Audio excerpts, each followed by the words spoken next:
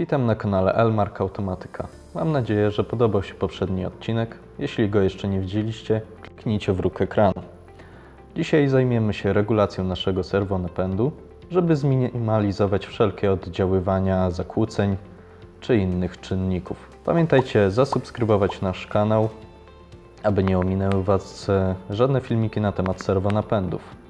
A ja sprawię, że nie będziecie się nudzić. W ostatnim odcinku napisaliśmy nasz pierwszy program i skonfigurowaliśmy serwonapęd, ale ze względu na wykorzystanie zamkniętej pętli sprzężenia zwrotnego musimy go jeszcze dostroić, ponieważ bez odpowiedniego dostrojenia możemy mieć uchyb albo przeregulowania, które mogą w negatywny sposób wpłynąć na nasze pozycjonowanie czy czas reakcji układu. W serwonapędach Unitronics regulację wykonujemy za pomocą dwóch parametrów: wzmocnienia i sztywności. Ręczną regulację pokażę, jak wykonać na naszej skrzyni demo za pomocą panelu HMI, ale bardziej skupimy się na zdalnej regulacji, którą potem wykonamy w oprogramowaniu Unilogic. Przejdę teraz do ekranu diagnostyki. Mamy 5 zakładek. General, która pozwala na konfigurację wybranej osi. Motion, które odpowiada za zadawanie ruchu. W Homing mamy ustawienia funkcji bazowania. Tuning, regulację serwonapędu. I Trend pozwala na wyświetlanie i zapisywanie wykresów aktualnego ruchu. Do celów diagnostycznych użyjemy 3 z tych zakładek. Rozpoczniemy od zaprogramowania ruchu w Motion. Następnie wyświetlimy jego wykres w Trend. I na koniec wyregulujemy nasz serwonapęd w Tuning. W przykładzie nastawimy sobie ruch ze stałą prędkością w zakładce Motion. Wybieramy prędkość. Może być prosta prędkość. Wybierzemy sobie około 2000 stopni na sekundę. Przyspieszenie 1000. Jako że używamy profilu S-Curve, musimy jeszcze wpisać zryw. Nastawimy go na 1000. Ale zanim zaczniemy ruch, ustawmy jeszcze nasz wykres. W zakładce Trend wybieramy ustawienia. Jako że ustawiliśmy 2000 stopni na sekundę, to żeby był dobrze widoczny, to nastawmy sobie wykres w zakresie 1700 a 2300. Wszystko skonfigurowaliśmy, możemy rozpocząć ruch.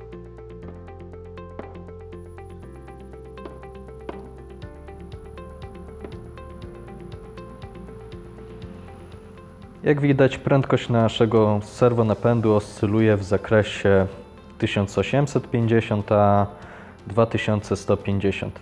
Nie jest to pożądany wynik, więc za pomocą opcji strojenia spróbujemy poprawić dokładność ruchu.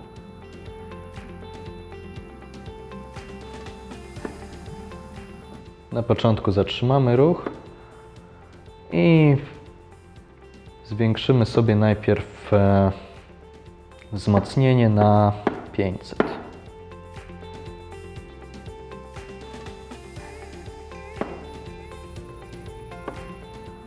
Jest to całkiem dobry wynik, ale chcemy jeszcze lepszy. Pozostał nam drugi parametr, czyli sztywność układu. Zatrzymujemy nasz serwonapęd, zresetujemy wykres i zwiększymy do 15. Rozpocznijmy nasz ruch z nowymi nastawami i przejdźmy do wykresu.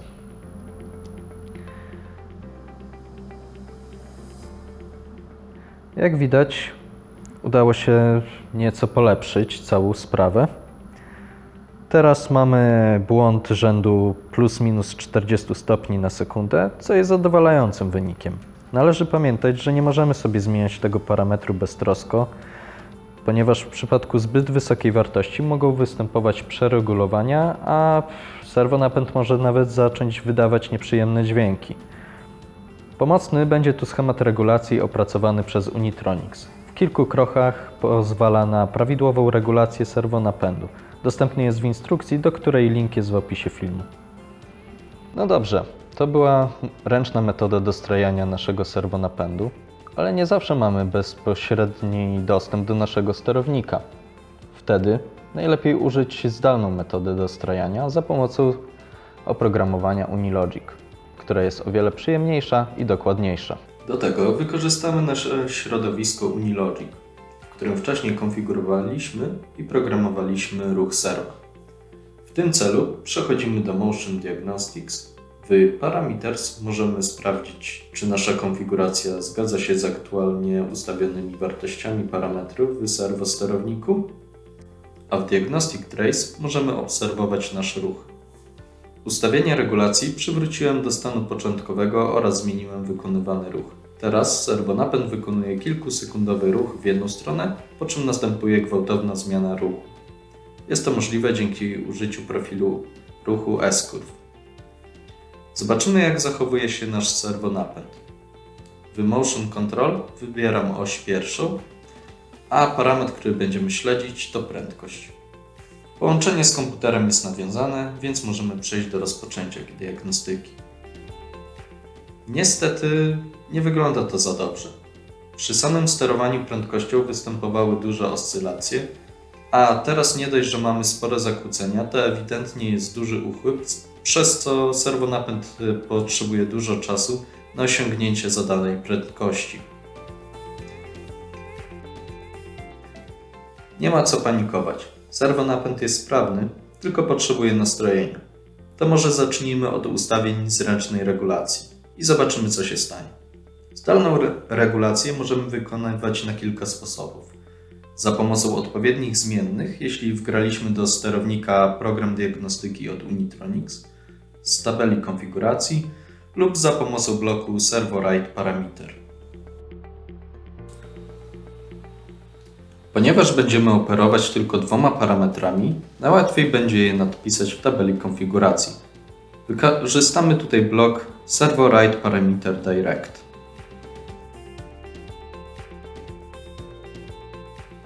Utworzymy dwie gałęzie, jedną do nadpisywania wzmocnienia, a drugą do sztywności. Żeby za każdym razem nie nadpisywać wartości, dodamy styk odpowiadający za zapis.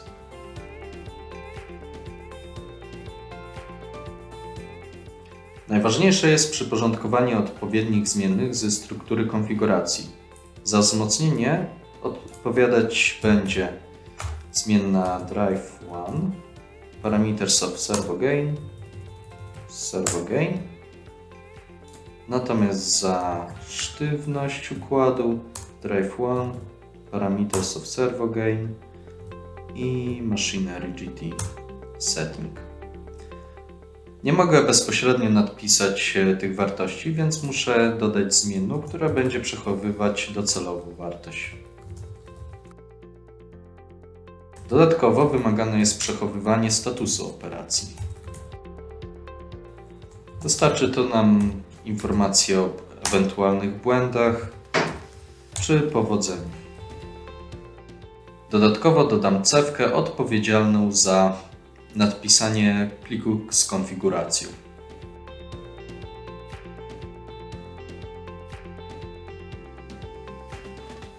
I na koniec zresetuję nasz zapis.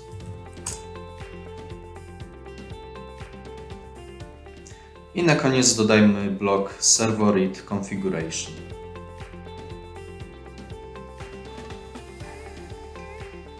Wybieramy naszą konfigurację i tak samo status powodzenia.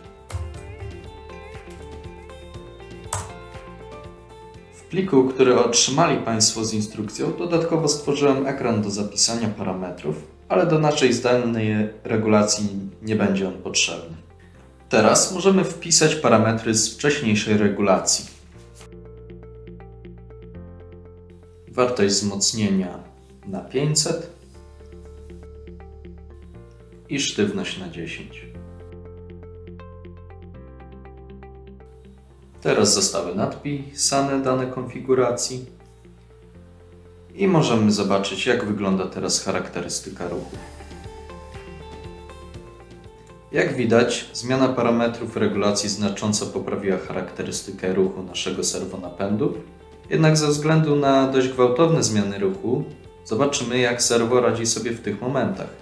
Widać drobne tłumienie, więc czemu by tego nie poprawić? Tym razem zmienię wzmocnienie na 700 i sztywność na 20. Ponownie nadpisałem plik konfiguracji i rozpoczynamy.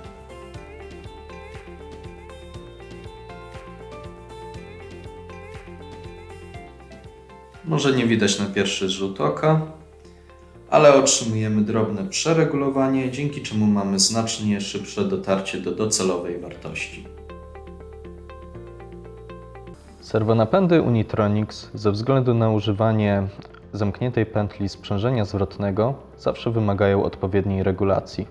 Zazwyczaj wystarcza zupełnie automatyczna regulacja przez autotuning, ale dla wymagających aplikacji najlepiej, żebyśmy sami dokonali korekcji ustawień regulacji, żeby nasz układ spełniał nasze oczekiwania. W dzisiejszym odcinku dowiedzieliście się, jak wykonać regulację serwonapędu. Mam nadzieję, że wszystko było zrozumiałe, ale jeśli macie jakieś pytania, śmiało piszcie w komentarzach, postaram się rozwiać wszelkie wątpliwości. Dodatkowo w opisie filmu zostawiłem link do instrukcji wraz z programem, gdzie szczegółowo omawiam cały temat poruszany w filmie. W następnym odcinku pokażę, jakie tryby sterowania są dostępne w serwonapędach Unitronics. Pamiętajcie o zasubskrybowaniu naszego kanału, aby nie ominęły Was żadne filmy związane z tematyką serwonapędów. Dziękuję za uwagę i zapraszam na następne odcinki Akademii Serwonapędów.